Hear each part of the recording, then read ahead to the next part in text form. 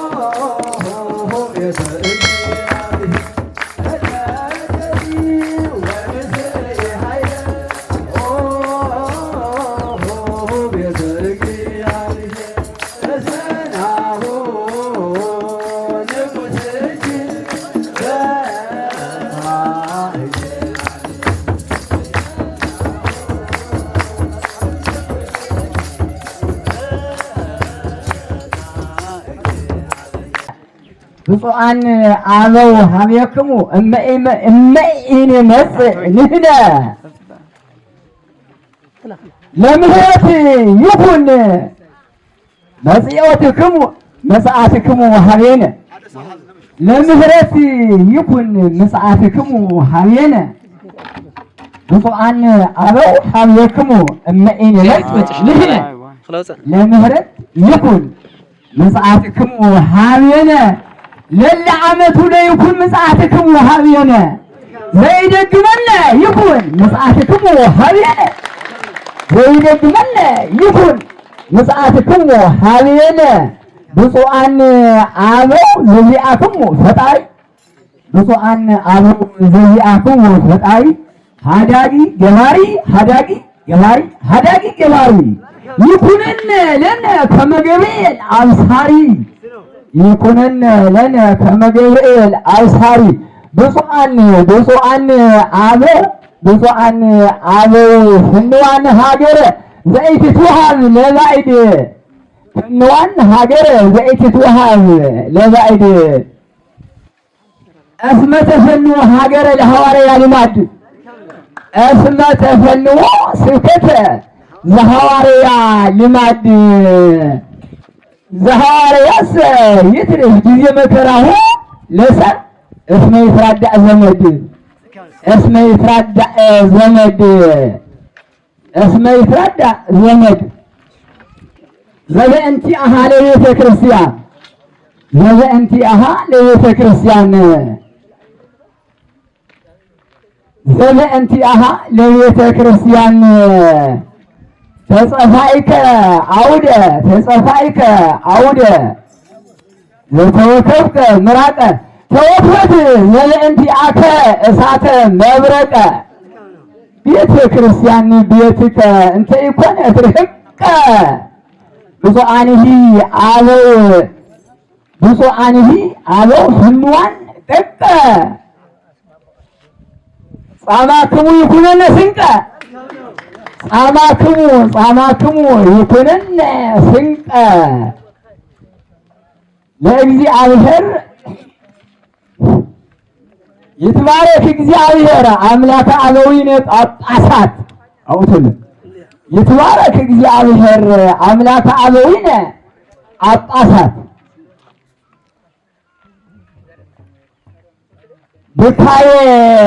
ብካያ ለራሔል ሰሚኦ ብካያ ለራሔል ሰሚኦ አውያታ ለራሔል ሰሚኦ አስማአክሙ አውያታ ለራሔል ሰሚኦ አስማአክሙ አውያተ ሀበ እም አውያተ ወለታ እንተ ኢትሰምዕ ምንተ ሀበ እም አውያተ ወለታ ኢትሰምዕ ምንተ እንዘ ተዓርቡ ላዕለ ወእንዘ ትወርዱ ታሕተ እንዘ ተዓርቡ ላዕለ ወእንዘ ትወርዱ ታሕተ ፀሐየ መዓልት ጸሎታተ ወወርኃ ሌሊት ስግደታተ ጸባብ አንቀጽ በዊኦተ እግተ ብፁዓን አበይተ ኃይላተ ብፁዓን አበው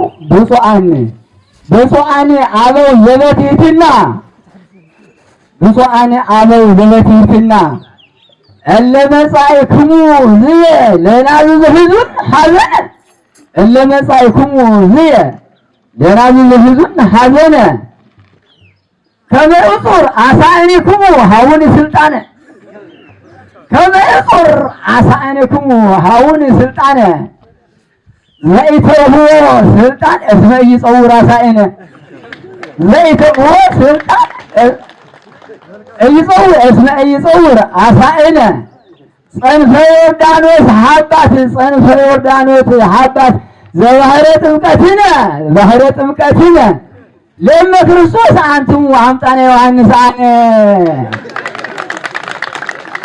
እመ ክርስቶስ አንትሙ እስመ ዘዮሐንስ አነ እስመ ዘዮሐንስ አነ ብፁዓን አበው ዘበትሕትና እለ መጻእክሙ ዝየ ለናብብ ሕዝብ ሐዘነ አሁን ከመ እጹር አሳእንክሙ ከመ እፍታ አሳእንክሙ ሀውኒ ስልጣነ ስምዛሮ ስልጣን እይፈት እይፀውር አሳእነ ጸንፈ ዮርዳኖስ ሀባት ጸንፈ ዮርዳኖስ ሀባት ዘባህረ ጥምቀትነ ኮነ እስመ ዘክርስቶስ እመ ክርስቶስ አንትሙ አምጣነ ዮሐንስ አነ ብፁዓን አንትሙ ገበርተ ሰናይ ትንግቡ ሕዝበ ለእግዚአብሔር ሰናይቶ ትንግቡ ሕዝበ ለእግዚአብሔር ሰናይቶ ለእግዚአብሔር ሰናይቶ ተንግሩ ሕዝበ ታጽንኦ ሕዝበ ለእግዚአብሔር ሰናይቶ አውቶ ዘክርስቶስ አንትሙ ወዘክርስቶስ አውቶ ርእሰ ህንፃ ማዕዘንት ተንድኖ አንትሙ ስምንቶ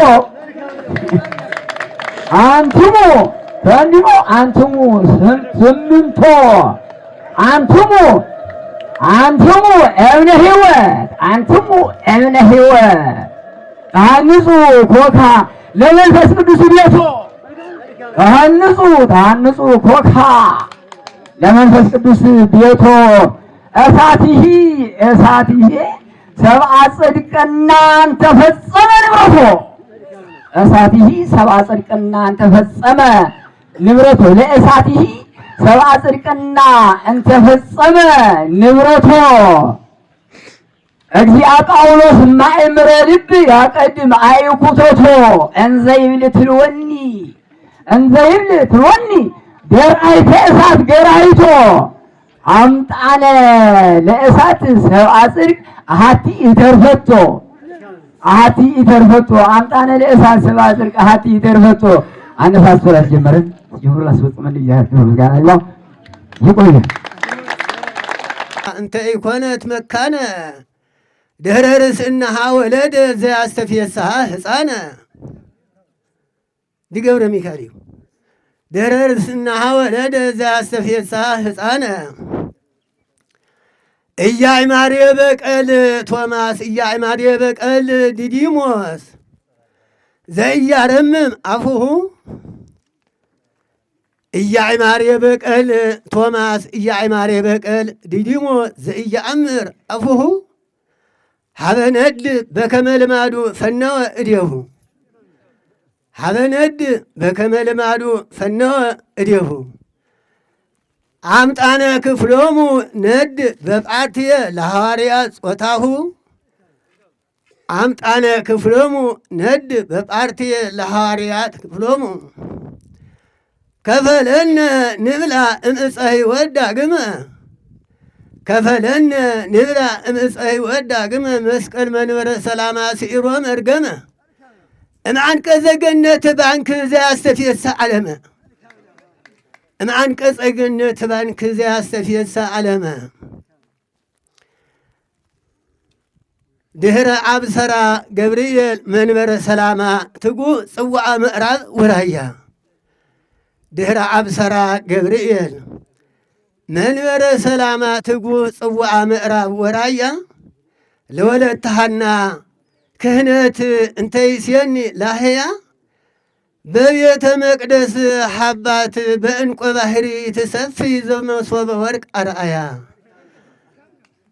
በቤተ መቅደስ ሐባት በዕንቆ ባሕሪ ትሰፊ ዘመሶበ ወርቅ አርአያ ቅውመ በትሕትና በምድረ አግዓዚ ገነት እንዘ ኢይጠይቅ ባይደ ቅውመ በትሕትና በምድረ አግዓዚ ገነት እንዘ ኢይጠይቅ ባይደ አዳም መንበረ ሰላማ ግዕዘ ወለደ አዳም መንበረ ሰላማ ግዕዘ ወለደ አምጣነ ግዕዝ ብሂል ዘተዋሂዶ አግሃደ ወዘልሳናት ቃል ዘይመስል ነደ ለከሲት ምስጢረ ወረደ በልዕልት ወክብርት ክልልተ ቡራኬ ዘሊባኖስ ሀገረ ኦፍላ ገነት እንተ ኢይጠይቅ ግእዛ አውያን አሃወ ክህነት ወሃው መዓዛ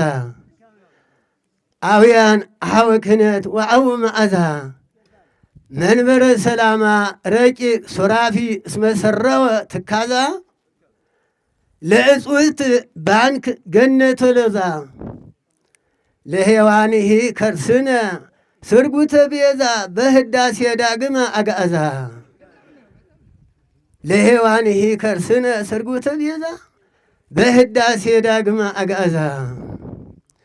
ሲኖዶስ አብርሃም እንተባረኮ ለቤዛ ቀዳማይ ይስሐቅ ዘኩለንታሁ ብርሃን ተአስረ በዕፀ ሳቤቅ ሊባኖስ ዘቀርን እምህቱም ዕፅ ድንግልና ሥጋ ዘይተአመን አኮኑ ሰረጸ እንበለ ተቅራን አውደ አረጋዊ ወጴጥሮስ አውደ መርሃ ክርስቶስ ወጴጥሮስ አብደ ብፁዓን አበው ዘተዋሂዶ አውያን አኮኑ ሰረጸ እንበለ ተቅራን ፍትሕ ሊተ እግዚኦ ተበቀል በቀልየ ፍትሕ ሊተ እግዚኦ ተበቀል በቃላ ለቤተ ክርስቲያን እምየ ረሰይናኪ ምንተ ሀገረ ሀባት ረሰይናኪ ምንተ ሀገረ ሀባት ረሰይናኪ ምንተ ሀገረ ሀባት እመ ተዋሂዶ ዘወልድ እንተ አልብኪ ምንታውየ በስብከተ ቶማስ ዘሐዋርያት ተሰርውየ እጻኪ ክፍልኪ አምጣነ ተብህለ ነነውየ ነነውየ እጻኪ ክፍልኪ አምጣነ ተብህለ ነነውየ ሃሊበ እሞሙ እስከ ሀጡ ሕፃናተ ዕድሜየ ህዝብኪ ሩህቃነ ስስይት ዘነውየ ለዓለም ወለዓለመ ዓለም ሐመደሂ ይለብሳ በዘረከወን ምንሳውየ በዘረከወን ቅርዋነ ግልባብ አዋልድኪ እንዘይድህካ ከማዕሩየ በጽና እሳት ዘነድ ድህረ ረከቦ ስራውየ እስከነ ሐጥ አይጹቂሁ ስሩ አጸዲኪ እጸዘውየ ብህልየ እብል ምስጢረ ሊቃውንት ቅንየ በስመ አብ ወወልድ ወመንፈስ ቅዱስ ኩርጓኔ ብህልየ እብል ምስጢረ ሊቃውንት ቅንየ ባርኩን ሊተ አበውየ በመስቀል ዘወርቅ እስመ ወልደ ጽዮን አነ ወዘዚአክሙ አጽቅ ባርኩን አበውየ በመስቀል ዘወርቅ እስመ ወልደ ጽዮን አነ ወዘዚአክሙ አጽቅ እይትሕዝኑ ዘልፈ ጳጳሳተ ላዕሉ ወታሕቱ እይትሕዝኑ ዘልፈ ጳጳሳተ ላዕሉ ወታሕቱ አንድዶ እሳት ለጴጥሮስ አምጣነ ክፍሉ እምጥንቱ አንድዶ እሳት ለጴጥሮስ አምጣነ ክፍሉ እምጥንቱ እይትብኩይ አይነ ሊቃውንተ ዕዝራ አበይት እይትብኩይ አይነ ሊቃውንተ ዕዝራ አበይት እስመ ኢይትከሃል ሰብእ እንተለከፎ እሳት እስመ ኢይትከሃል ሰብእ እንተለከፎ እሳት ሊቀ ጳጳሳት አውየ አረጋዊ አውየ ናትናኤል አውየ ንጉሠ ምድረ ጎዞር ንህያም ሊቀ ጳጳሳት ዳዊት ንጉሠ ምድረ ጎዞር ንህያም ሊቀ ጳጳሳት ዳዊት አድነነ እምርሃበ ሥጋ ጎልያድ እሳት ነደ ነበልባል ጎልያድ እስመ ያበጽህ ለሞት ነደ ነበልባል ጎልያድ እስመ ያበጽህ ለሞት ጽርሐ ነጋሲ ቤተ ክርስቲያን ጽርሐ ነጋሲ ጽርሐ ነጋሲ ቤትየል እትሕዝን ዘልፈ እትብክይ ዘልፈ እትፍርህ ዘልፈ እምነ እሳት ወነድ ጳጳሳት የሃለ ጽዮን ልብሶሙ ዘያርዕድ ጳጳሳት የሃለ ጽዮን ልብሶሙ ዘያርዕድ አምጣነ ወረዱ ለቺ እምነራማ ልዑል በፀዊረ ስብሃት መረግድ እስመ ወረዱ ለቺ እምነራማ ልዑል በፀዊረ ስብሃት መረግድ አመኮነ ህልፈተ ቤታ ለቤተ ክርስቲያን እቤርተ ብዙ ህጋዳ አመኮነ ህልፈተ ቤታ ለቤተ ክርስቲያን እቤርተ ብዙ ህጋዳ ጳጳሳት አጋእዝራማ ወረዱ በአውዳ ለባርኮ እሳት ጽርህ በነሲአ መስቀል ጸዓዳ ጳጳሳት አጋእዝራማ ወረዱ በአውዳ ለባርኮት ጽርህ በነሲአ መስቀል ጸዓዳ አድባራትህ አንስት እለይዛመዳ ለይብክያ ሀቢሃ ወረዳ አድባራትህ አንስት እለይዛመዳ ለይብክያ ሀገራ ወረዳ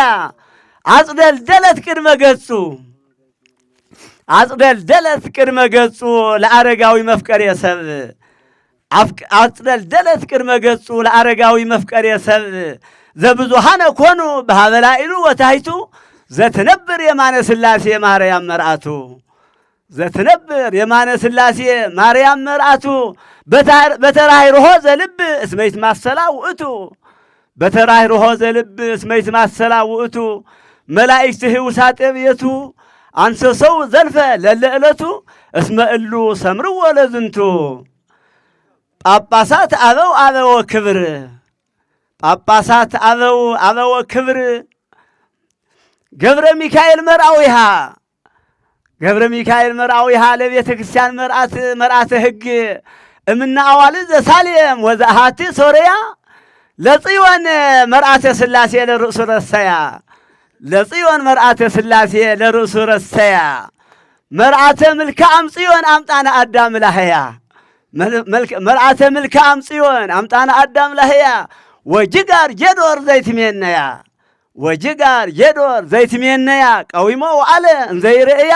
እስመ ዛቲ ታበጽሕ ንዋያ ሰለስቱ አበው ክብር ከነ ስራ አስጋጁ ማለት የዘዋ ስራ አስጋጅ ሰለስቱ አበው ክብር አመይዜ ወጠኑ ዝክረ ሰለስቱ ሥላሴ ሰለስቱ አበው ክብር አመይዜ ወጠኑ ዝክረ ሰለስቱ ሥላሴ እያብዝሁ እምነ ጸውኦ ማየ ባሕር ብእስየ እስመ ብእሱ ጠርቤንቶስ እያርፍ ለድምሳሴ ጠርቤንቶስ ጥድ ነው የለማ ጠፍቷል በዛሬ ቀን እስመ ብእሱ ጠርቤንቶስ እያርፍ ለድምሳሴ ቤተ ክርስቲያን ያክብር ህየንተ ክናሴ አቅሳ ሳፎር አብ ንጉሠ ኤልሳዕ ወሙሴ ቤተ ክርስቲያን ያክብር ህየንተ ክናሴ አቅሳ ሳፎር አብ ንጉሠ ኤልሳዕ ወሙሴ ወስብሐት ለእግዚአብሔር። ብፁዕ አቦና አቡነ አረጋዊ ክቡራን ሊቃውንተ ቤተ ክርስቲያን በጠቅላላ ኣብዚ ታሪኻውን ጥንታውን ቤተ ክርስቲያን ዝተረኸብኩም ካብ ርሕቕን ካብ ቀረባን ዝመጻኹም በብመዓርግኩም ሊቃውንት አበው ካህናት መነኮሳት መምህራን ምእመናት ብህያው እግዚአብሔር ስም ደሓን ደሓዲራትኩም ኩልኻትኩም ደሓን ደሓዲራትኩም ደሓን ደርፊዳትኩም ልዑለ ባህሪ አምላኽና እግዚአብሔር ስለ ኩሉ ነገር ዝተባረኸን ዝተቀደሰን ይኹነልና። እንተ ተሃንጸት በስሙ ወተቀደሰት በደሙ ወተአትበት በዕፀ መስቀሉ ጊሱ ሀቢሃ እስመ ኃይለ እግዚአብሔር ላዕሊሃ በስሙ ዝተሃንጸት በደሙ ዝተቀደሰት በዕፀ መስቀሉ ዝተባረኸት ኃይል እግዚአብሔር ዘይተፈረያ እኖና ቅድስት ቦታ እያሞ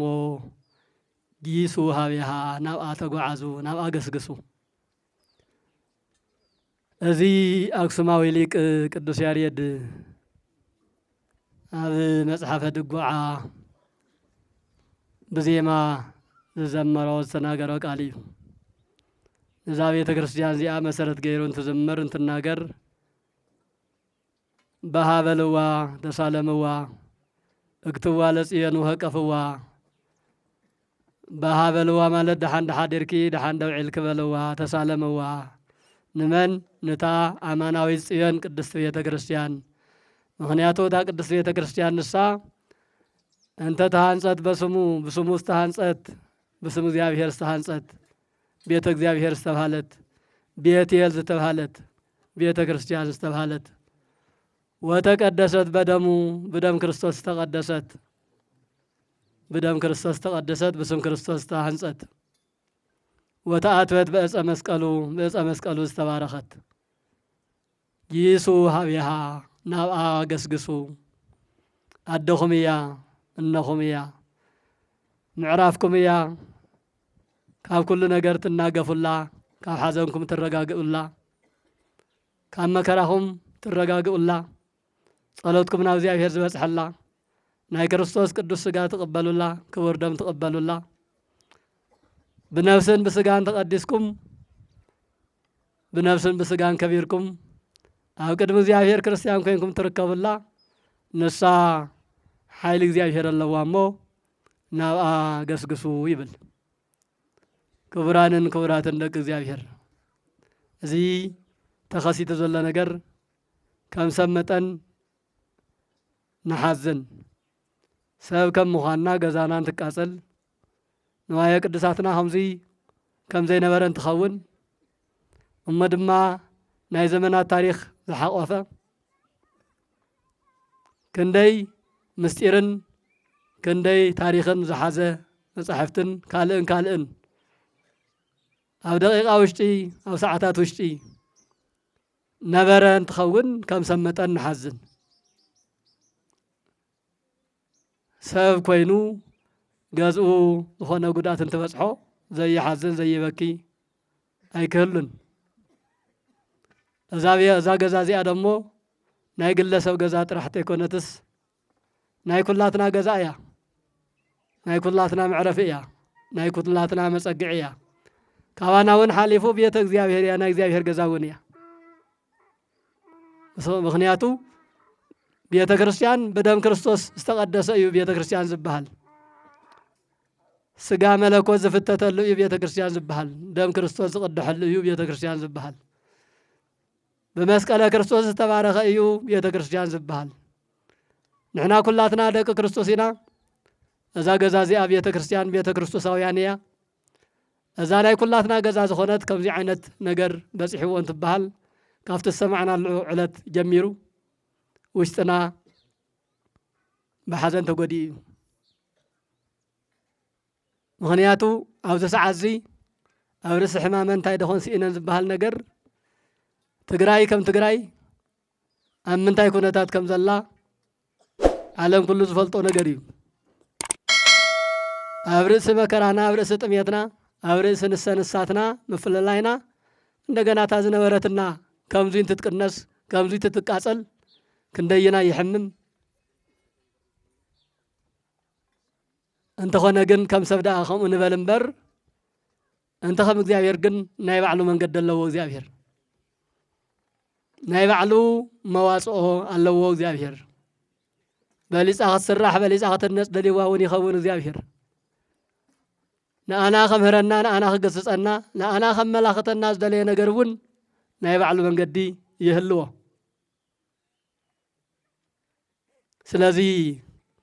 እዛ ብስሙ ዝተሃንጸት ብደሙ ዝተቀደሰት በዕፀ መስቀሉ ዝኸበረት ዝተባረኸት ሓይሊ እግዚአብሔር ዘይተፈለያ ቅድስት ቤተ ክርስቲያንና ናይ ኩላትና ገዛ እያ እሞ ኩላትና ናብኣ ንገስግስ፣ ኩላትና ናብኣ ንቕረብ፣ ኩላትና ካብኣ ይንፈለ። ካብኣ ተፈሊና ኣየዋፀናን እዩ። ካብኣ ርሒቕና ኣየዋፀናን እዩ። ምስ እግዚአብሔር ንራኸበሉ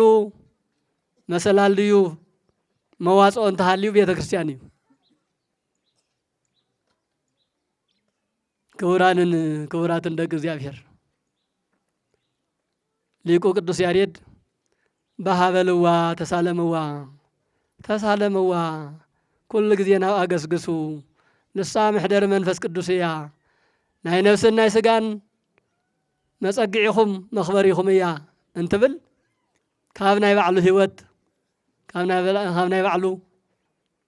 በባዕሉ በአካል ዝረአዮ ነገር መሰረት ገይሩ እዩ ዝናገር። ቤተ ክርስቲያን ምድራዊት ጥራሕ አይኮነትን ኣብ ምድሪ ዋላ እንተተመስረተት ጫፋ ጉልላታ ክርስቶስ እዩ መሰረታ ክርስቶስ እዩ ጉልላት ጫፋ ባዕሉ ክርስቶስ እግዚአብሔር እዩ እዚ ኣብዚ ቤተ ክርስቲያን እዚ ዝወሃብ አገልግሎት ዝግበር ቅዳሴ ዝቕወም ማህሌት ኣብ ሰማይ ዝገልገል አገልግሎት እዩ ከምቲ ኣብ አቡነ ሰማያት እንትንደግም ወይኩን ፈቃድከ በከመ በሰማይ ከማሁ በምድር ሰማያውያን መላእክት ኣብ ጽርሐ አርያም ከቢቦም ኣብ ቅድመ መንበርካ ከቢቦም ችሩባውያን ቅዱስ ቅዱስ ቅዱስ እግዚአብሔር እናበሉ ዘመስግኑኻ ንሕና እውን ብህይወተ ስጋ ኣብዚ ዓለም እዚኣ እስካብ ዘለና መላእክት መሲልና ቅዱስ ቅዱስ እናበልና ኣብ ቤተ ክርስቲያን ኮይንና ክነገልግል ፈቃድካ ይኹን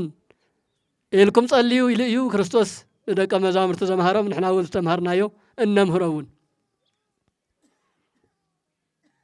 ቅዱስ ያሬድ ካብ ዘለናሉ ምድሪ ተነጢቁ ናብ ሰማያት ኣብ ዝኸደሉ ሰዓት ናይ መላእክት ቅዳሴ እዩ ሰሚዑ ናይ መላእክት ማህሌት እዩ ተማሂሩ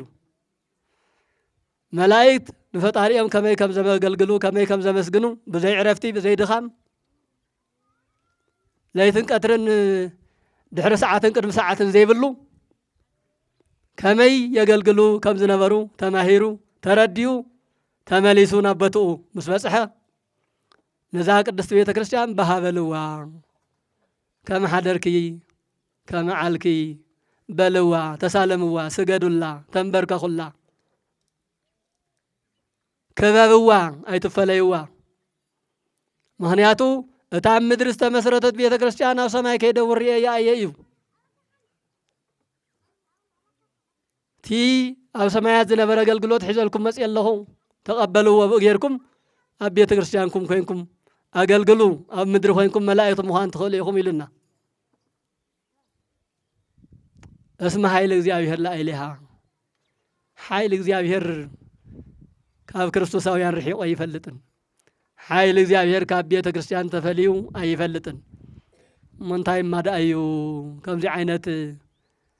ፈተና ከምዚ ዓይነት ውድመት ከምዚ ዓይነት ቃጸሎ ዝገጥም ክትብሉ ትኽእሉ ኢኹም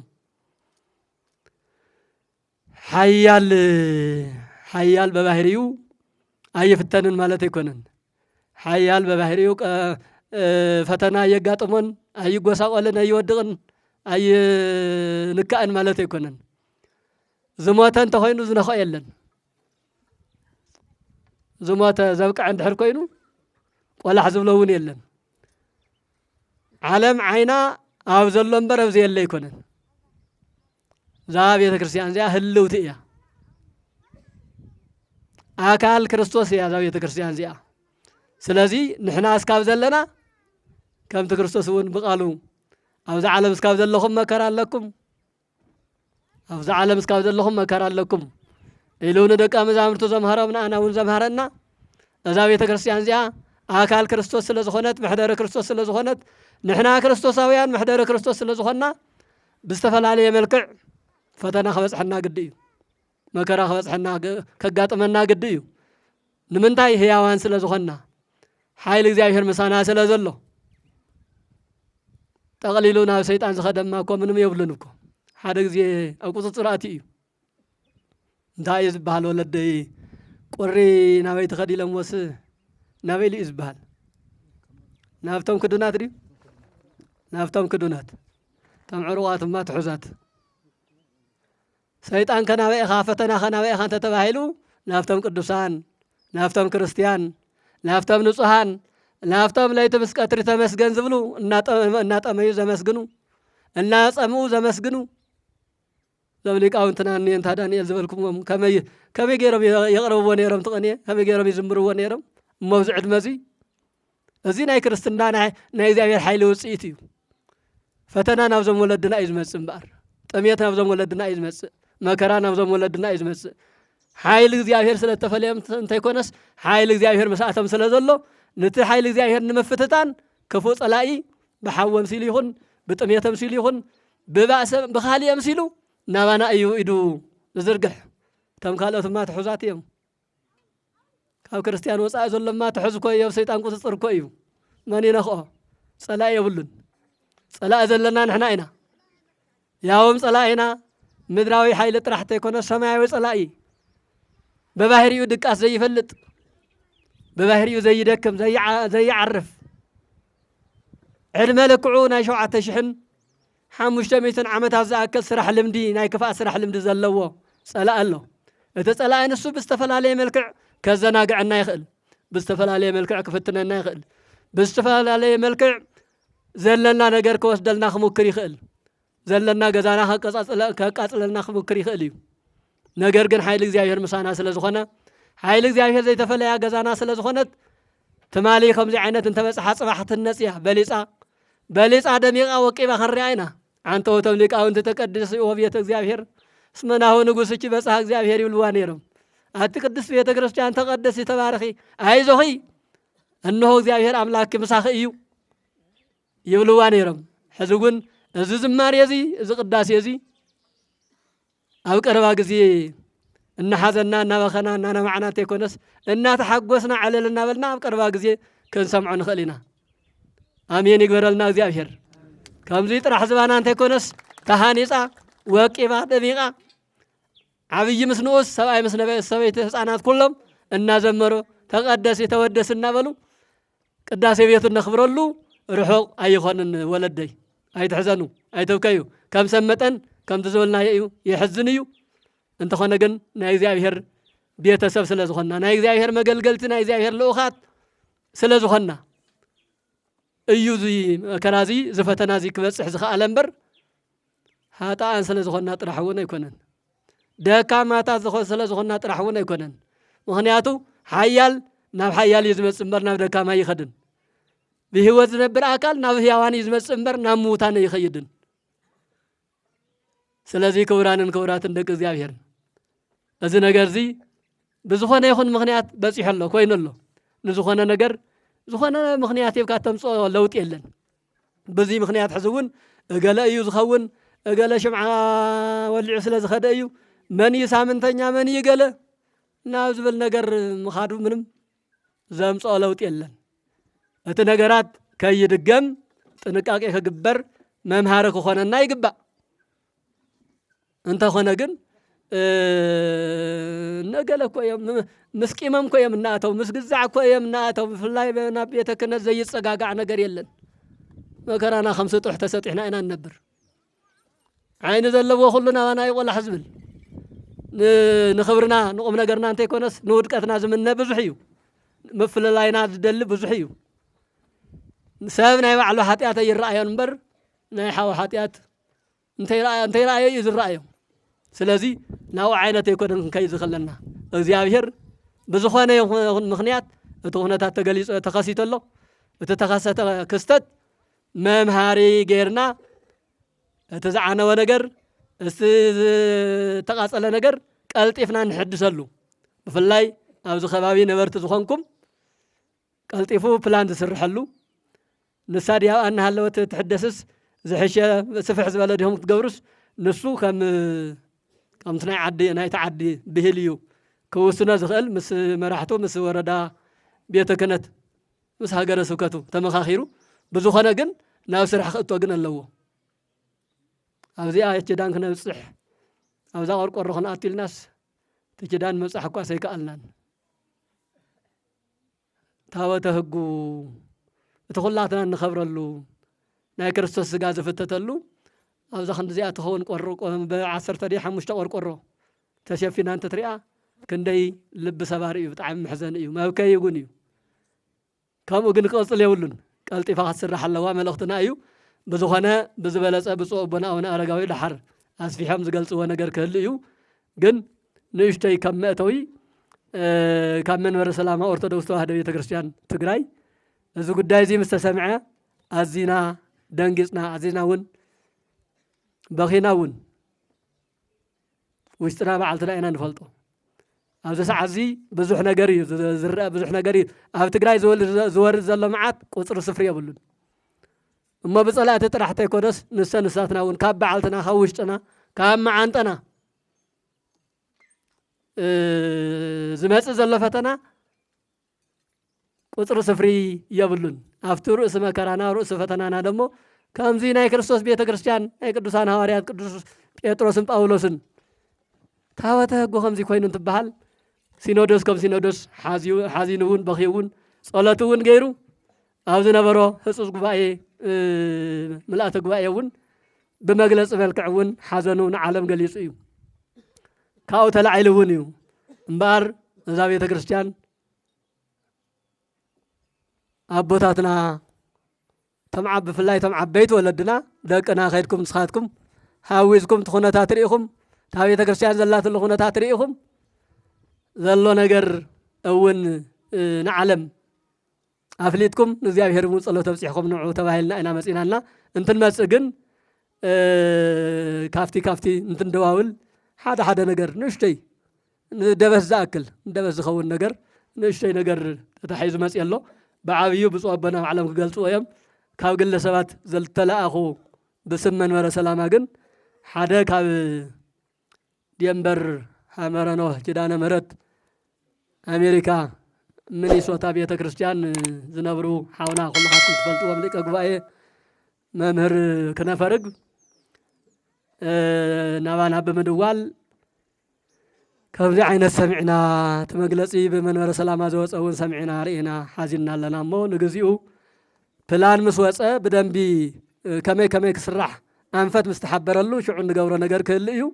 ሕዚ ግን ንደበስ ዝኣክል 100,000 ቅርሺ ሒዝኩምልና ኺዱ ኢሎም ያው 100,000 ልኢኹም ኣለዉ ባንኪ ኣካውንትኩም ሒዝና ክንከዲና እንታይ እዚ ዋይፋይ ኣብዚ ዝሰርሕ ተኮይኑ እዚ ከነመሓልፎ ንኽእል ኢና እንተዘይኮይኑ ኣብ ከተማ ምስከድና ናብ ኣካውንትኩም ክንልእኸልኩም ኢና ማለት እዩ ክንደይ እዩ 100,000 ሊቀ ጉባኤ ክነፈርግ ማለት እዩ ከምኡ እውን ጓልና ብስም ክርስትና ወለተ ገብርኤል ንብላ ብዙሕ ግዜ ትሕግዘና ብፍላይ ፈቐዱ ገዳማት ፈቐዱ በረኻታት ኢና ንኸይድ እና እንትትከዱስ ጥራሕኹም ካብ ትኸዱስ እስኪ ንጥዋፍ እስኪ ንዕጣን እናበለት ብዙሕ ግዜ እያ ትልእኸልና ሎማዓንቲ ደሞ ንዕጣን ንጥዋፍ ዝኾና ሃውሌላ ኣላትና ንሱ እውን ምሳና እዩ ዘሎ ናብ ባንኪ እዩ ዝሓልፍ ማለት እዩ ከም መንበረ ሰላማ እውን 100,000 ገጸ በረከት 100,000 ልኢኽ ኣሎ ርእሰ ኣድባራት ወገዳማት ኣክሱም ጽዮን መንበረ ሰላማ መንበረ ጽላት ሙላደ ቅዱስ ያሬድ ቅድስቲ ከተማ ኣክሱም ጽዮን እውን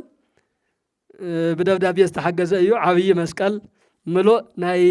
ሓደ ልኡካን ናይ 5 ልኡካን ኣክሊሉ ልባሱ ዕጣን ጥዋፍ ዘቢብ ጽንሃ ንሓደ ቅዳሴ ሙሉእ ብምሉእ ዘማልአ ልኢኹም 3 ጽላል ልኢኹም ኣለዉ ብፍላይ ደሞ ርእሰ ኣድባራት ድማ ድመቐ ብልዋ እምበር እንዴ ኣክሱም ጽዮን ወላዲተ ኩሉ እያ ርእሰ ኣድባራት ወገዳማት ማለት ናይ ኩሉ ወላዲት እያ ናይ ትግራይ ጥራሕተ ኣይኮነስ ናይ መላእ ኤርትራ ናይ መላእ ኢትዮጵያ ምካ ኣድባራት ለይቲ ምስ ቀትሪ ኣብ ጸሎት ኣብ ሰዓታት ብፍላይ ደሞ ናይ ኣክሱም ጽዮን ምህላ ብዝኾነ መልክዕ እንትትከዱ ትሪኡ ተኮይንኩም ፍሉይ ምህላ ኣሎ ኣብ ኩሉ እያ ትዝክር እሞ ከም መጀመሪ ኮይና እዚ ልኢኻላ ማሕበር ቅድስቲ ኣርሴማ ካብ መቐለ ደቅና መምህር በረከት ዝመርሕዎ ማሕበር ኣሎ ኣብ ኩሉ ገዳማት እዮም ዝሕግዙ ኣብ ዝበልና እዮም በዚኣ ተው በዚኣቱ በዚኣ ኺዱ እንትንብሎም በኣይ ኸዱ ሎሚ ያው ቁጥሪ ስፍሪ የብሉን እንግዲህ ድሓር ቁጥሪ ስፍሪ ድሓር በዓልቶም ወይ ክገልጽዎ እምበር ሙሉእ መጻሕፍቲ ለምሳሌ ሃይማኖተ ኣበው ተኣምረ ማርያም ስንክሳር ድርሳነ ሚካኤል እንታይ ኢና ክንገዝእ ኢሎምናስ እዚ ኩሉ ግዝኡ ኢልናዮም ያው ብካርቶን መሊኡ መፅእ ኣሎ መጻሕፍቲ ዕጣን ጥዋፍ ዘዋዩ እውን ዘድሊ ነገራት እውን ብምሉእ ካብኡ ዘይገለጽክዎ ተልዩ ድሓር ክግለጽ ግን እዞም ህፃናት መናእሰይ እቲ ትሕዝቶ ጥራሕተ ይኮነስ ብኣካል መፅኦም እውን ዘሎ ነገር ኩሉ ናብ ዓለም ብሚድያ ኣቃሊሖም ታሪክ ንምስራሕ እዮም መፅኦም ሕዚ ከምቲ ዝበልክኹም ቀልጢፉ ፕላን ተወፂኡ ቀልጢፉ ኣብ ስራሕ ተጀሚሩ ሚድያታት እኒዋ ኣብ ረክሲስ ሚድያ እኒሃ ፈለጋ ኣርሴማ ትበሃል ታሪካዊት ሚድያ እኒሃ ካልኦት ሚድያታት እኒው እዚኦም ኩሎም ናብ ዓለም ከባፅሕዎ እዮም ዓለም ምስ ረኣዮ ኣብ 1 ዓመት ክስራሕ እዩ ኣይስራሕን كسرح يبدأ كسرح يو نعمة تابتنا تقدس ونسي هاي لغنولينا أنا نسيزنا فقنا الله لو منا بخو خياتي أمزوصل قلنا تحقوس كعللنا والكنا زمركم أيو دليني كم تزبالكم دبسيو وانا سرحنا وانا قوامي تقوارنا تبلان مسوسة بأكال ون كدم ملالس نخلينا أبدلنا يخوينا ون كانت تحابر نخلينا أدوارات وقدامات أقسم سيام هون تأمر مريم ون أيام سيام زلونا بس كيف تغلى الله على لكم مسجولنا انبار جيسو هاويها اسمها الإግዚአብሔር لا إلها ما لا تزيو أتي صلاة تفتام حلفة جن عزفي مئة تنيروس كل تمئتي يا حدا شح تنيروس 10 شح كوين يتبركت لنا زاوية كريستيانون زنبرة تتفلتوا أيو تزمت سجن زمت حق مسيو بزبلة أول كهنسيو እግዚአብሔር ምስኩላትና ይሁን እግዚአብሔር ይባርክኩም እግዚአብሔር ይቀድስኩም ካውዚ ላዕሊ ከይነው ንሕልኩም ፍላይ ዘም ሊቃውንቲ ግን በናብ ጣዕሚ ዝገርም ሊቃውንቲ እዮም ንሊቀት ጓሃን ይኹን ቶም ናይ መጀመርያ አይነታ ምንም እንተ ዮሐንስ እስመ ዮሐንስ አነ እንዘ ክርስቶስ አንቱም እስመ ዮሐንስ አነ በእውነት ምሳኻትኩም ስለዝኾኑ ኣይገርመኩምን ይኸውን አነ ግን ብጣዕሚ ገሪሙኒ ከምዚ ዓይነት ሊቃውንቲ ብዝህላው የዚ ብዘነባበር ራዚ እንትነብሩ ሰብ ጸጋ ኢና ሓይል እግዚአብሔር ምሳና ኣሎ ሓይል እግዚአብሔር ካባና ይለቀቀን ኣብዚ ዕድመ እዚ እንትዝምሩ ኣብዚ ዕድመ እዚ ቅኔ እንትቕነዩ እሞ ደኺሙ ንሰልኪን ብምባልኩ ኣይኮነን በደንብ እናተንቀሳቀሱ ከም መንእሰይ ከምቲ ዮሐንስ ኣብ ክርስዲእ ኮይኑ ዘለለ ዘንፈርዓፀ እናንፈርዓፁ እዮም እቲ ኣበርኪቶምልና እሞ ሊቃውንትና የንብረልና ሊቃውንትና ዕድመ ጥዒና ጸጋ ክብሪ ሞገስ ይዓድለና በእውነት ነዞም ሊቃውንቲ ክብሪ ይግብኦም ሊቃውንትና ክብሪ ይግብኦም ብኩለ መዳይ ብላዕለዋይ ኣካል ይኹን ብታሕተዋይ ኣካል ብምእመናን ይኹን ብምእመናት ክብሪ ይግብኦም ክብርና እዛ ቤተ ክርስቲያን ኮይና ትነብር ሊቃውንትና እንትህልው እዮም ትምህርቲ ቤት እንትህሉ እዩ መምህራን ተምሃሮ ሒዞም ምንባር እንትጅምሩ እንተምህሩ እምበር እንድሕር መምህራን እንድሕር ዘየለዎ ዓይነ ስውራን ማለት ይትላ መምህር ዘይብሉ ደብሪ መምህር ዘይብሉ ዓዲ ዓይነ ስውር በልዎ ዓይነ ስውር ማይ ሰሊም እውር ወሰዱ ወይ ሃውር ከም ዝተባሃለ ዓይነ ስውር ተኮይኑ ያው ከምዞ ፈለግ ማይ ናብዞ ስክርካየ ዝኸይድ ከም እዩ ንሕና እውን መምህራን ምሳና እንደዘይሃልዮም እዛ መትረብ አትክልት ተስተዩላ መትረብ ዲያ እንታይ ትባሃል መስኖ ማይ መስኖ ማለት ማይ መስኖ ናብዞ ስክርካየ ዝወሰድ ንሕና እውን መምህራን ምሳና እንደዘይሃልዮም ተዘይምሂሮምና መምህራንና እንደዘይኽቢርና ማንም ተራ ሰብ መጽኡ ዝወስደና ተራ መናፍቅ መጽኡ ዝዕሽወና ስለዚ መምህራንና ክብሪ ይግብኦም ኣኽብሩልና ኢኹም ሓደራ ወስብሐት ለእግዚአብሔር አቱም ታይገር ምን መስልኩም አነማ በእውነት መቤቴን አክሱም ጽዮንስ መጻ ስእለት ደሃወቶ ቤተ ክርስቲያን አባኻትም ኮት ይጀምሩ አደገረ ቆል አርዕል ወሉ አባኻትም ኮት ይጀምሩ አክሱም ጽዮን ኮ በእውነት ካብ ሰማይ ወረደ ጽላተ ሙሴ ኣብ ደብረ ሲና እግዚአብሔር በዓል ወርዱ ድሙሴ ደሃወ ጽላት ካብ ሰማይ ወረደ ጽላት ኮያ ምድራው ኮ ይሆነቲ ካብ ሰማይ ወረደ ታወት እመቤታችን በዓላ በዓርሳ ማለት ኮይ ስለዚህ ሳመጻ በዓላን ማዓቲ ዘም ወለድና ብፁዓን ሊቃነ ጳጳሳት ሕዞም ወጾም እንት ትባርከኩምላት በደንብ ዕልል እስክወስኻታየ በእውነት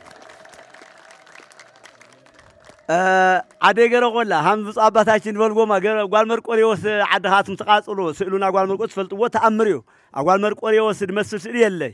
ተቃጥሉ በኽና ደሓር ግን በደንብ እጹብ ድንቅ ኮይን ተሃንጹ ሃምዞ አባታችን ድበልዎ እተና አድባራትማ ወርዳ ሳብረየን ታይገብረን መስኩምና ጓራ አድባራት ሓምሽተ ጽዕነት ትህባደ ብለየን ላና አሰናይ ይብለን 16 ደብር ሓምሽተ ጽዕነት ስንዳይዳ ውሻይ ድቤተ ክርስቲያን ገቢ ገብረን ቅዱስ መርቆሬዎስ ብሽድስተ ወሕተ ሃንጹ ሃልቁ እጹብ ድንቅ ኾነ ቤተ ክርስቲያን ተሓር ብምርቃ እንታይ ትብሉ መስልኩም እንኳዕ ተቃጠለ ትብሉ ረኹም እቲ ምቅጣል እቲ ስእሉና ዳሕዘነና ቤተ ክርስቲያኑ ግን በደንብ እጹብ ድንቅ ኮይን ተሃንጡልና ሕዚ ካልኣይ ሃምቲ ብፁዕ አባታችን ደልዎ እግዚአብሔር ብዙሕ ስራሕ እንህዎ ስራሑ ክሰርሕ ዳል እዩ ኣብ ኣኻትም ሓድሩ ብዙሕ ስራሕ ክሰርሕ ስለደለየ ይኡ ኮይኑ እምበር ምንም ችግር የለም። ቤተ ክርስቲያን እኛ ካለን ምን ችግር አለ? ቤተ ክርስቲያን እحنا ለሃለም ታይቱን ቤተ ክርስቲያን ካዝ ድበለጠ እንሰርሓና ይዘኹም ካዝ ድበለጠ እንሰርሓና ዕልሮል እንሰርሓና ካዝ ድበለጠ እርግጠኛ ነኝ። በእውነት ድዞም ወለድና ብፁዓን ሊቃነ ጳጳሳት ብእግሮም እስኪ ስመልከቱ ካኩስን ጽየም ጀምሮም ኣብዚ ብእግሪ አይግርመኩም ኢላ ዓደ ይገረወላ ብእግሪ እስኪ ካኩስን ጽየን ጀምሮም በእውነት ሐዋርያ ማለት እንደዚህ ነው። ሐምዚ አታ ሐዋርያ ማለት አታ ሐምዚ እስኪ ዕልሮሎም ዓደ ይገረወላ እስኪ ዕልሮል በእውነት ረኹም ስራስ ጋጅ ክልተ ጊዜ ረኹም መጋቢ ሐዲስ እንቆ ባህሪ ናይ ዞባ እስራ ዋና ስራስ ጋጅ መጋቢ ሐዲስ እንቆ ባህሪ ለማዓት ክልተ ጊዜ ይመፀረኹም ናገረ ቆላ ሰኮብ ዝለ መፀቅፀንሕ እሱ ግን ክልተ ጊዜ ደኽሙ ረኽሞ ክልተ ጊዜ ደኽሙ እስኪ ዕልል ወልድ ስራስ ጋጅ ናተኻበረኸ መጋቢ ስርዓት ዲያቆን ገብረ ሚካኤል እውን ሃመይ ገብረ ሃምራ አስተባበሩ መስልኩም ትወረዳ شعات ينتوا دانيال ممهر دانيال تايل مسكوم ليك أونت دانيال حصان تنستور لا تالبلا حصان تعلان نتو أفلا إذا حصان ولد خلق كويد بلا بقولت من يمثل مرتي هنا مري طبق مري مرحي ودينات العلم نمو إجابير يا قنيو إجابير علم يهابو أملاخنا إجابير عن حنا دلينات يكون الناس دليو صوعنا أملاخنا إجابير كم فقاد أملاخ بر كم فقاد سب زي يكون الناس أفتى زفاقة جزية كنا الرخب أفتى تدلي جزية دماء كنا مز زفاقة أملاخنا جزية بهريمو كبر مسكنا أملاخنا يخون كما يحاديركم كما يرفيدكم أمين أملاخنا جزية بهر ذا ساعة زيا زعلت زيا توساخي مستعد منا ذهبنا أملاخنا مدهنا يسوع كريستوس مستمسكنا يخون بصوبنا بصفحو أمهيربنا يوم أتي أفزح الساعات قبل علتي زلوا دخام صحي من قد قعزو زنوركم كنوس خلكم ما يندلن جن اتزمز أنا لو مسرتاوي علامة نايتم برانا تعلم قدس بيتروس وباولوس بيت كريستيان كامزي خوينو خبل كله أن حنا قاطعمي خوينو بمحاورة ميديا كنا نسمعنا يا أخي بس لازم نبرنا بصوبنا أرجاوي نايس الله طبو بصوبنا ليوانوس أبزواي أورد أفت زوازل لنا تأجم بيتكشرنا تقاصيل الله بيتكشرنا عالم كتفالت لنا اللوا قدس سينودوسنا عالم مجلس خبر اللوا يلوم بزغره هو ملأته قوي أفزنورنا اللو خلاتنا بأرز قداي زي كما أيوب بزبل مزمل كتوم نايزوادو والناس رح مكايدن مستومنا هجر سكتن انت أي تفاصيل مزلو بزرزر أرولنا لنا يوم تزرزر دما تابي تكشان منهم عينت نوع تقدسات كم زي ترفه مولو 5 دقائق على يوم نجربنا أتي بإذن سمعنا يو كندتو زحسبنا يا يكون النيرو بأكل كن مسخ لنا تتزربندو بحد يكون سلازي إذا بيت كريستيان قدسنا دس دماشة قالي شيء مستسوسم بار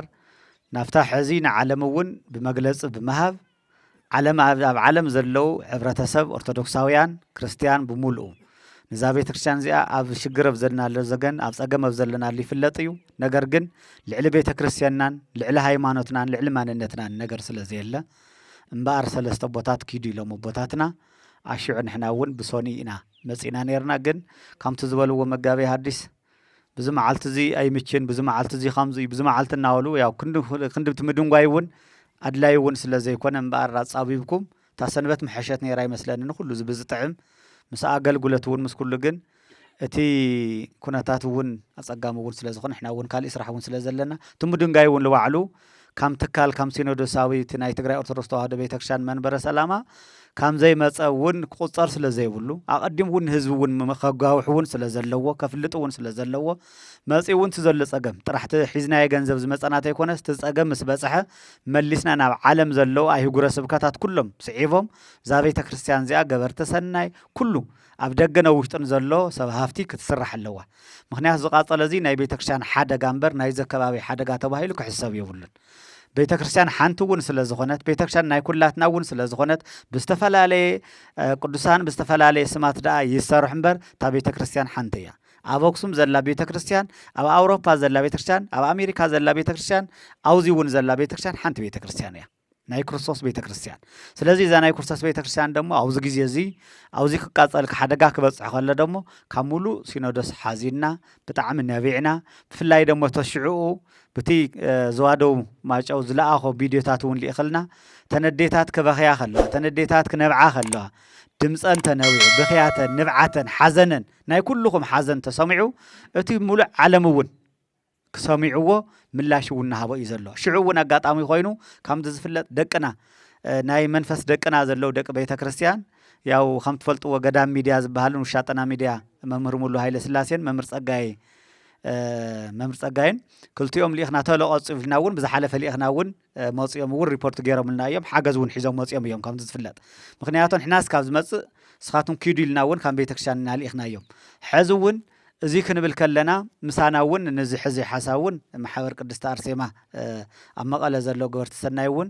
እዚ ሕዚ ሒዞሞ መፅኦም ዘለውን ነቲ መበገሲ ዝኾነና እቲ ቅዱስ ሲኖዶስ ንግዚኡ እዩ 100,000 መርአይ ዓዲ መብፅሒ ምክንያቱ ከም ተቀድምና ልኩም ነበርኩም ደበስ ኩለንትና ቤተ ክርስቲያናት ንሕድሕድ ዝመፅሉ ኣብ ዝስራሕ ግን ኩላትና ዓሻራዳ ክነቕምጠሉ ኩላትና ክንመፅእ ኩላትና እውን ኣብ ዓለም ዘሎ ህዝብና ተሓባቢርና እዚ ቤተ ክርስቲያን ብዝሐሸ መልክዑ ነቲ ህዝቢ ዝምጥን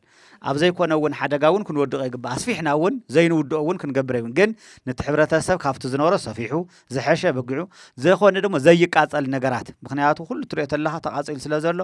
ንእሽተን ካብ ሓደጋ እውን ክሕልው ዝኽእል ነገራት እውን ንሳቶም ክስርሑ ከም ዘለዎም ናይ ኩላትና ፃውዒት እዩ እቲ ዋና ድማ ካብቲ ክንመፅእ ከለና ኣታሽዓ ምሸት ምስ ተወሰነት ርእሰ ኣድባራት ወገዳማት ኣክሱም ጽዮን ቅድስት ከተማ ኣክሱም ጽዮን እታ ቤተ ክርስቲያን ከም ትፍለጥ ናይታ ኩልን ዓለምና ዘላ መመክሒትና ዝኾነት ፀወድና ዝኾነት መፀጊዒትና ዝኾነት ቅድስት ከተማ ናይቶ ሰበካ ጉባኤ ምስ ንውረድ ኮይኖም እቲ ሕዚ እንደውም ቀዲምና እንደውም ንእሽተይ ትፀንሑ ክንውስኸኩም ነርና ገንዘብ ሓገዝ እውን ክንገብር ነርና ድሕር ፅባሕ ትኾኑ ኮይድኩም ግን እምበኣር ዘለና ሒዝና ንመፅእ ኢሎም እንደውም ምስ ደብዳቤ ገይሮም እዮም ምክንያቱ ታሪክ እውን ክኾነኩም ፋይል እውን መቸም ርእሰ ኣድባራት ከምቲ ትፍለጥ ይግበረላ እምበር ኣይትግበርን እዚአን ተንዋይ ቅዱሳት ዘምፅወን እዚኣ እዮም ሂቦምና ኣብ ኣጋጣሚ ትሕዝቱ እውን እቲ ህዝቢ እውን ሰላም በሉና ሰው ናብ ዘዋደው ማጨው ሃገረ ስብከት ወረዳ ኣፍላ ጣብያ ዓዲ ሽምብረኸት ቁሸት ሓባት ማጨው ዋኒኑ ብዛዕባ እዚ ኣብ ልዕሊ ዝተጠቐሰ ቤተ ክርስቲያን ይምልከት ኣብ ርእሰ ዋኒኑ ከም ዝተሓበረ ኣብ ዘዋደው ማጨው ሃገረ ስብከት ወረዳ ኣፍላ ጣብያ ዓዲ ሽምብረኸት ቁሸት ሓባት ዝርከብ ቤተ ክርስቲያን ብዘጋጠመ ናይ ቃፀለ ሓዊ ዝተሰምዐና ሓዘን እናገለጽና ካብዚ ንታሕቲ ዘለው ንዋያተ ቅዱሳት ብሓገዝ መልክዕ ብብፁዕ ኣቡነ ኣረጋውን ብብፁዕ ኣቡነ ናትናኤልን ዝለኣኽና ምዃንና እንዳገለጽና ንቅድሚት እውን ኣብ ጎንኹም ኣለና ከምሳኻቱም ከም ዘለና ምዃንና ብምርዳእ ርእሰ ኣድባራት ወገዳማት ቅድስት ከተማ ኣክሱም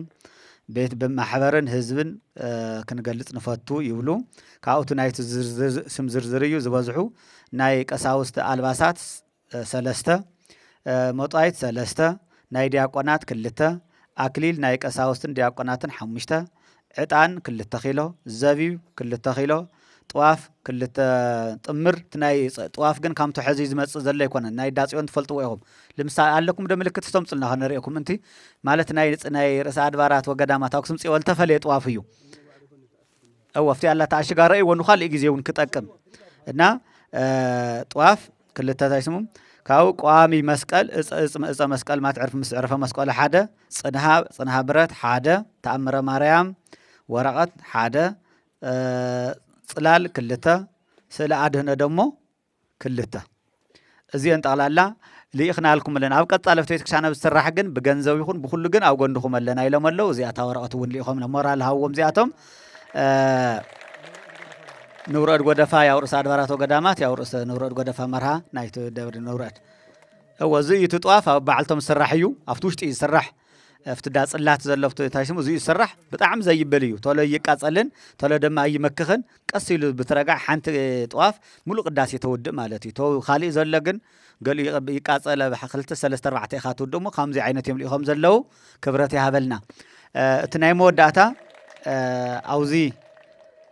ብጣዕሚ ደስ ዝብል ነገር ዝረአናዮ ካብቶም ዝረአናዮም ክንምስክር ሞ ተኹም ካልእ ቀጻሊ ክግበሩ ዘይግበሮም ኢልና ክውድእ እያ እቲ ደስ ዝብል ነገር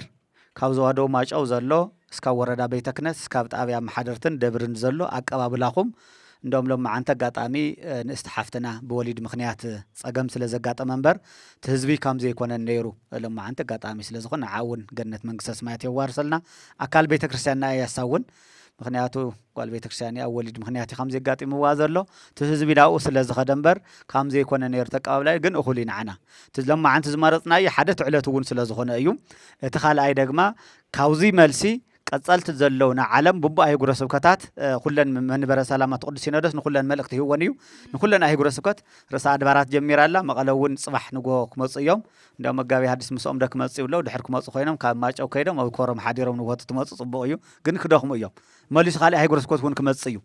ስለዚ ኩለን ሸውዓተና ኣህጉረ ስብከታት ክቐጽላ እየን ኣብ ደገ ዘለዉ ኣህጉረ ስብከት እውን ከምቲ ቅድም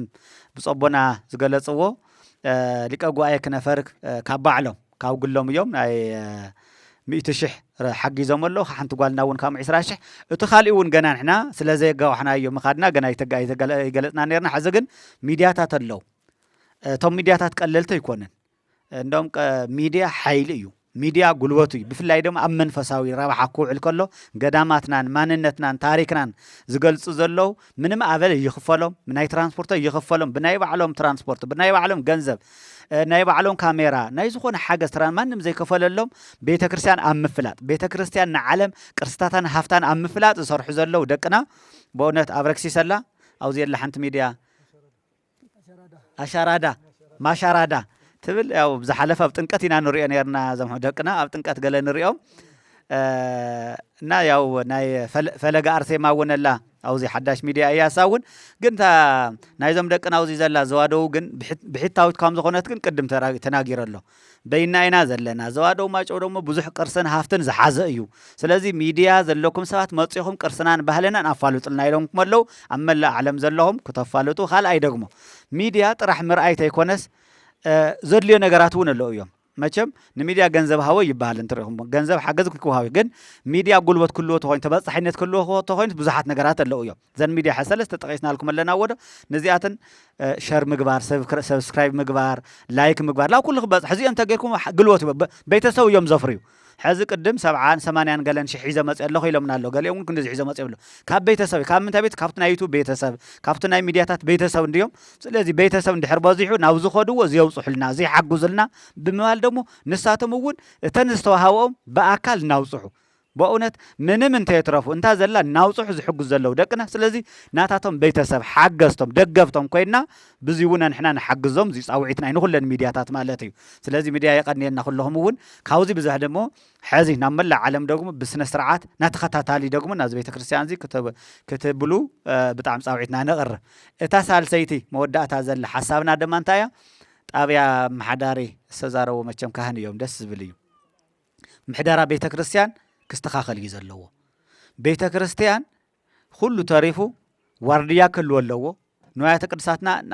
ኣብ ውሑስ ቦታ ክኾነ ኣለዎም ካብ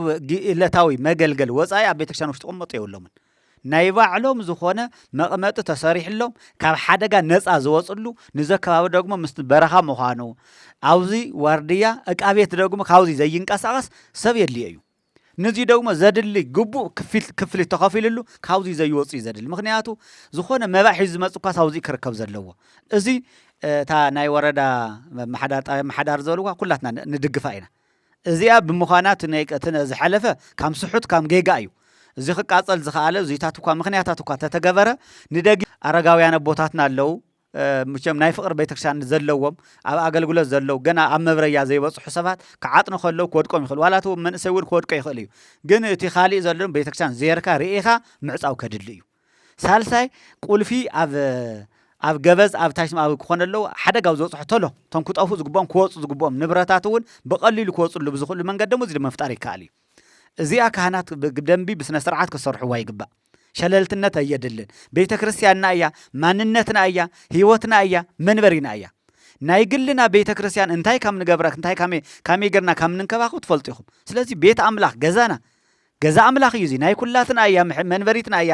40 መዓልቲ ተጠመቕና ኣላ ብዘለዓለም እውን ብዚኣ ኢና ብዚኣ መሕለፊትና እሞ እዛ ገዛ እዚኣ እታ ዓባይ ገዛና እዚኣ እያ እቲኣ እታ ገዛኹም ዘላ ታሕቲ ንእሽተይ ገዛና እያ ስለዚ ንዚ ዓባይ ገዛና ጥንቃቄ የድልዮ እዩ ካህናት ብፍላይ ጥንቃቄ ዝተመልኦ ኣሰራርሓ ክንሰርሕ ኣለና ብፍላይ ካህናት ኣብ ቤተ ክርስቲያን ዘለና ጥንቃቄ እዚ ብሰፊሑ ክሰርሕዎ ኣለኩም እቲ ናይ መወዳእታ መልእኽትን ኣብ መላእ ዓለም ዘሎ ህዝብና እዚ ቤተ ክርስቲያን ናይ ተጋሩ ጥራሕ ኣይኮነን ኢትዮጵያውያን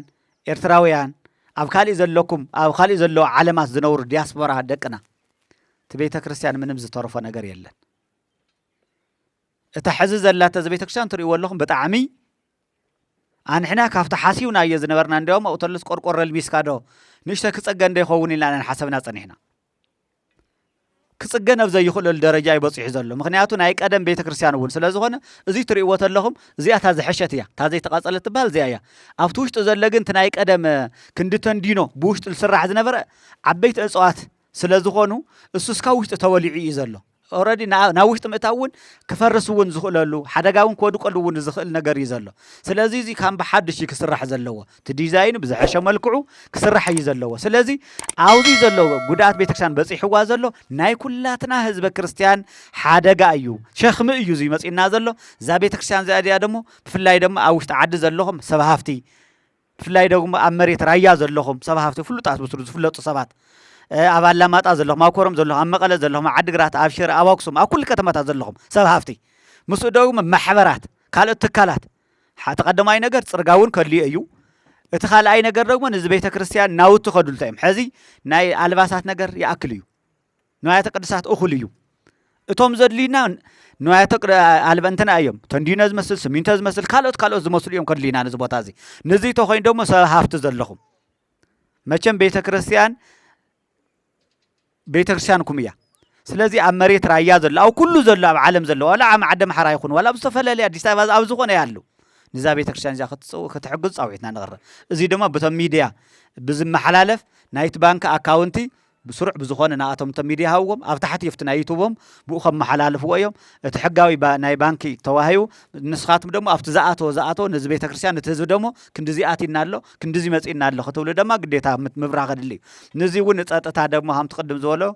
እዚ ቦታ እዚ ክፃረ ኣለዎ ንቐፃሊ እውን ዘይምልከቶም ሰባት ቤተ ክርስቲያን ዘይፈቀደትሎም ሰባት ኣብ ቤተ ክርስቲያን ቅፅሪ እውን ምንባር እውን ምቸም ትፈልጥዎ ኢኹም ዝፍቀደሉ ሰብ ክነብር ዘለዎ እቲ ዝፍቀደሉ ደግሞ ልክዕ ቦታ መንበር እውን ክፍለ ኣለዎ ስለዚ ናይ ቤተ ክርስቲያን ካብ ኣደም እዚኣ ጥራሕ ተይኮን ቤተ ክርስቲያን ዓብዪ ክንሰርሕ ኢልና እንተይኮነስ መካበብያው ክህልው ኣለዎ መካበብያ ሓፁር ትህልዎ ነይሩ በሪ ሓንቲ እያ ጥራሕ ትህሊ ነይራ ስለዚ መካበብያው እውን እሱ እውን ተሓሳቢ ጌርኩም ኣቶም ቤተ ክርስቲያን ትሰርሑ ሰባት እቲ መካበብያው እውን ሓፁር ካልኣይ ናይ ንዋት እዚኣ ሓንቲ ገዛ እያ ዘላ መስለኒ እዚኣ ቤት ማሕበር እዚኣ መስለኒ ካልእ ዘሎ ይመስለኒ እዚኣ ጥራሕ እያ ዘላ እዚኣስ ዕቃ ቤት ድያ ትኾን ናይ ጋሻ መዕረፊት ድያ ትኾን እንታይ እያ ክትኸውን ስለዚ እዚአን እውን ተሓሰብ ተብደገ ዘለኹም ዲያስፖራ ደቅና ኣብ ዓረብ ዘለኽን ኣብ ኣውሮፓ ዘለኹም ኣሜሪካ ካናዳ ኣውስትራልያ ኣብ ኣፍሪካ እውን ዘለኹም ኩልኹም ኣብ ኣዲስ ኣበባ ኣብ ካልእ ክፍለ ሃገራት ዘለኹም እዚ እውን ሓንቲ ገዛ ምስራሕ እውን ይከኣል ምክንያቱ ሓደ እዚ ቦታ እዚ ፍልይ ዝበለ ናይ ስዋይ ቦታ እውን እዩ ናይ ጽሞና ቦታ እዩ ምክንያቱ ዓለምና ሸጊርዎ ዘሎ ፀገም በዚሕዎ ዘሎ መከራ ምፍልላይ ኣብ ምፅላይ ዘሎ ሞ ዝፀገመ ሰው እዚ መፂ ስዋይ ክሕዝ ከሎ ምስ እግዚኣብሔር ዝራኸበሉ ፈውሲ ዝረኽበሉ ዝረጋግዕሉ ቅዱስ ቦታ እዩ ሞ እዚ እውን ናይ ስዋይ ቦታ እዩ ንዝቐፃሉ እውን ንሕና እውን ከም መንበረ ሰላም ከም ቅዱስ ሲኖዶስ እውን ክንከታተሎ ኢና ዝጉዳይ እዚ ምክንያቱ ዝጉዳይ እዚ ጉዳይ ቤተ ክርስቲያን ስለ ዝኾነ ዘቃጸለ ዋላ ብዝኾነ ቀዚ ቃጸል ዝጉዳይ እዚ ግን ዓለም ፈሊጥዎ ብዝሐሸ መልክዑ ተሰሪሑ ንቐጻሊ እዚኣ ተይኮን ነከባቢ እውን ሓጋዛይ ብዝኾነሉ ለምሳሌ ሕዚ ደስ ዝብል ርኢና ኣለና ኣብያተ ክርስቲያናት ጥዋፍ የምፃለዋ ዕጣን የምፃለዋ መቆሚያ ጸናጽል ከበሮ ሒዞን ይመፃለዋ ካብኡ ትርፊ ዝኾነ ነገራት እንተሃሊ ደግሞ ነተን ኣብያተ ክርስቲያን ሓደሽቲ ንዝምስረታ ደግሞ ንስኻት እውን ክትሕግዙ ኣብዚ ስኢልኩም ኣብዚ ሓደ ተቐሚጡ ምጥቕሚ ዘይብሉ ለምሳሌ ልዕሊ 200 መቆሚያ ተሃሊኩም ታኽገብርዎ ክንደይ ካህናት ክህሉ ኣለዉ ስለዚ እንተን ካልኦት ዝሓደሽቲ ዝምስረታ እውን ምሕጋዝ እዚ እውን ምክንያቱ ሓንቲ ቤተ ክርስቲያን ስለ ዝኾነት ስለዚ እዚታት እውን ትገብርዎ ዘለኹም ግን ብጣዕሚ ዘሐጉስ እዩ ስቲ ልባዕልኩም ስቲ ሞራል ዝተሃቡ በእውነት ከምዚ ዓይነት ሓገዝ ከምዚ ዓይነት ህዝቢ እዩ ዘሎ ሞ ስለዚ ክብረት ይሃበልና ኣብ ጎንኹም ኢና ኣፍታ ትምራቕ ተላ እውን ጥራሕ ንሕና ተይኮናስ ካማና ዝመሰሉ እውን ኣብዚ ሓቢልና ክንመጽእ ኢና ምክንያቱ ብፀቦና ኣቡነ ሊባኖስ ክፈቕዱ ከለዉ ክንመጽእ ኢና ተዝኸውን ኣብ ሓፂር ግዜ እዩ ክኸውን ኢልና ተስፋ ንገብር ብዝሓለፈ ብፀቦና ኣቡነ ሊባኖስ ላብ ፀዊዕምና ላብ ኣባ ጉባ ወፂና ነርና ኢና ኣነ ወፅየ ነረ ሎማ ዓመት ኣጋጣሚ ምስ ብፀቦና ክልተ ሒዘ ክመፅእ እየ ኢለ ነረ ግን ኣኼባ ህፁፅ ኣኼባ ስለ ዝነበረና ኣጋጣሚ 28 ስለ ኣይከኣልናን 29 እውን ኣኼባ ስለ ዝነበረና ንቐፃሊ ግን ዘዋደው ማይጨው ሃገረ ስብከት ኣብዙ ፀውዕና ገጠር ድያ ብበቕሊ ትኸይድ ብእግሪ ትኸድ ግን መፂና ክነገልግለኩም ኢና መፂና ክነገልግለኩም ምክንያቱ ኣንሕና ቤተ ክርስቲያንና ገጠራ ዘለዋ ምክንያት ፈልጡና ኢኹም መቸም ተፈላለየ ገዳማት ገጠር ክንወፅ ናይ 3 ሰዓት ናይ 4 ሰዓት ጉዕዞ ክንወፁ ትርኢና ትኾኑ ኢኹም ሕዚ ዝሓውና ቅድም ክዛረብ ከሎ ግን ዘዋደው ማጨው ግን ኣይተሃወፃን ክብል ከሎስ ካብ ዳባ ጉባ ወፃ እውን ብዙሕ ኣይከድናን ሓቂ እዩ ስለዚ ገጠር ኣብዚ ኦፍላ ዘለዋ ይኹና ኣብ ዘለዋ ይኹና ቤተክርስቲያን ክፅውዑና ከለኹም ክንመፅ ኢና እዚ ደግሞ ካባኻቱም እንደልየ ነገር የለን ሰሚዕኹም ድኹም ክንመፅ ኢና ተፀዊዕኹም ተዘይፀዊዕኹምና ግን ክንመፅ ኢና ግድን እዩ ምክንያቱ ዘዋደው ማጨው ካፍቶም 7 ኣህጉረ ስብከት ሓደ ሃገረ ስብከትና ስለ ዝኾነ ብብፁዕ ኣቡነ ሊባኖስ ዝመሓደር ሃገረ ስብከት እዩ ስለዚ ዕድለኛታት ኢኹም ግን ብእውነት ብፁዕ ኣቡነ ሊባኖስ ደግ ኣቦ የዋህ ኣቦ ቅዱስ ኣቦ ትማሊ ገና ክንመፅእ ከለና ኣንሕና ናብ ገዝኦም ክንኸድ እናተገበአና ናፍታ ዝዓረፍናያ ኣቦ ተመፅኦም ተቐቢሎም ናዮም ብትስመ እሞ ብደንብ መስግኖ ኣቦኹም እውን እታ ናይ መወዳእታ ሓንቲ ካም ትግራይ ክንሕሰብ መቸም ካህናት ምእመን ኣቦቱ እዩ ዘሎ ምእመን ኣብ ዝኾነ ላብ ዝኾነ ኣይዛባዕን ካህናት ግን ናይ ምዝባዕ ነገር ኣለ እዩ ገሊኹም ነዲሳት ትብሉ ዘውዶ ማጨ ምሕዳራ በበይድዩ በበይቶም ትመሓደሩ ትምሕዳራ ናይ ቤተ ናዝዋ መምሕዳር ናይ መንግስት ምሕዳር ድሕር ማጨው እንተኾይኑ ብዝዋ ደረጃ በቤተ ክህነት ደረጃ ላበይ ለአዲስ ኣበባ ዝኸደ ላብ ካልእ ዝኸደሉ ብምንታይ ሒሳብ እዩ ብኸመይ ኢና ሓሲብናዮ እዚ ትኽክል ኣይኮንኩምን ምሕዳራኹም ዘዋደው ማጨው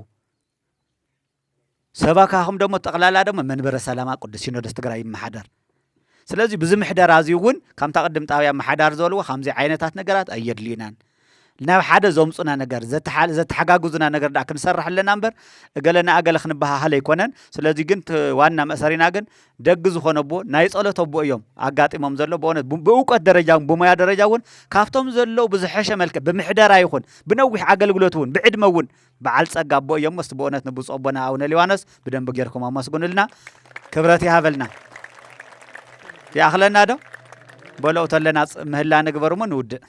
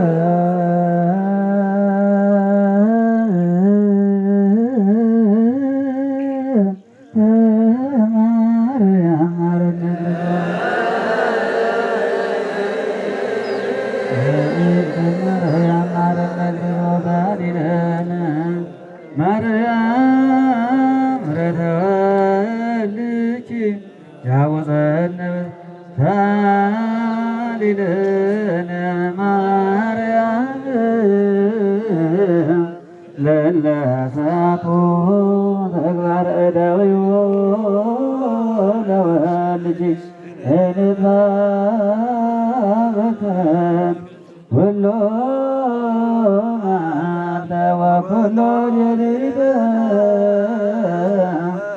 ብዙኃት